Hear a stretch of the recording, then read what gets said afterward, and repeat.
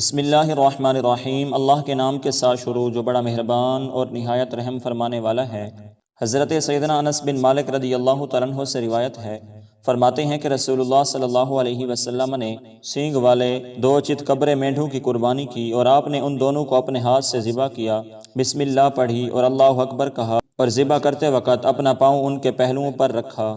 حضرت سیدنا سعید خدری رضی اللہ تعالیٰ عنہ سے روایت ہے، فرماتے ہیں رسول اللہ صلی اللہ علیہ وسلم نے سینگ والے ایک نر مینڈھے کی قربانی کی، وہ سیاہی میں کھاتا تھا، سیاہی میں چلتا تھا اور سیاہی میں دیکھتا تھا۔ حضرت سیدنا برا بن عازب رضی اللہ تعالیٰ عنہ سے روایت ہے، فرماتے ہیں حضور نبی اکرم صلی اللہ علیہ وسلم نے فرمایا، ایسے لنگڑے جانور کی قربانی نہ کی جائے جس کا لنگڑا پن واضح ہو، نہ ایسے اندھے جانور کی جس کا اندھا پن واضح ہو، نہ ایسے بیمار جانور کی جس کی بیماری واضح ہو، اور نہ ایسے لاغر و کمزور جانور کی قربانی کی جائے جس کی ہڈی میں گودا نہ ہو۔ حضرت سیدنا ابن عباس رضی اللہ تعالیٰ عنہ سے روایت ہے، فرماتے ہیں کہ ہم لوگ رسول اللہ صلی اللہ علیہ وسلم کے ساتھ ایک سفر میں تھے کہ قربانی کا دن آ گیا، چنانچہ ہم نے گائے کی قربانی میں 7 آدمیوں اور اونٹ کی قربانی میں 10 آدمیوں کو شریک کیا۔